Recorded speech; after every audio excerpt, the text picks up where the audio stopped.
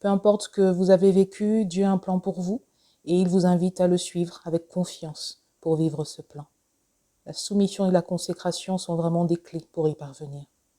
La Bible dit que l'homme regarde à ce qui frappe les yeux, mais Dieu regarde au cœur. Et je crois vraiment que ce qu'il attend de chacun d'entre nous, c'est particulièrement cette décision aujourd'hui, de se positionner en accord avec ces principes fondamentaux de la marche avec Dieu, de choisir, de répondre à son appel, à gérer les situations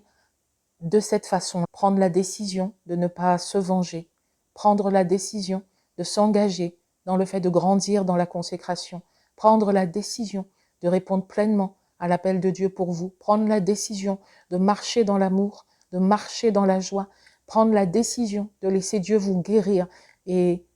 vous permettre de ne pas être une victime de ce qui a pu se passer, vous permettre de ne pas être une victime de ce que d'autres ont pu vous faire et vous montrer, vous conduire dans le chemin qui vous permet une restauration parfaite et qui vous permet, comme Joseph, de laisser Dieu tourner le mal en bien, laisser Dieu faire sortir de tout le mal qu'il a pu vous arriver du bon, parce qu'il est celui qui sait tourner le mal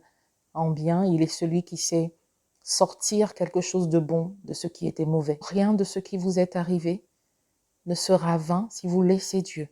l'utiliser. Dieu va utiliser tout ce qui vous est arrivé et tout ce qui vous arrive aujourd'hui. À vous de le laisser travailler, à vous, encore une fois, de coopérer avec lui pour lui permettre de faire de ce qui aurait pu être une faiblesse, une entrave dans votre vie, au final une force et la source d'un grand témoignage pour sa gloire. Partagez en commentaire vos réflexions, vos expériences, abonnez-vous pour ne pas manquer la suite de cette série et surtout, engagez-vous dès aujourd'hui dans ce chemin de transformation et de libération. Que Dieu vous fortifie et vous guide dans cette belle aventure de foi et de destinée. Soyez richement et pleinement bénis dans le nom puissant de Jésus. À très bientôt.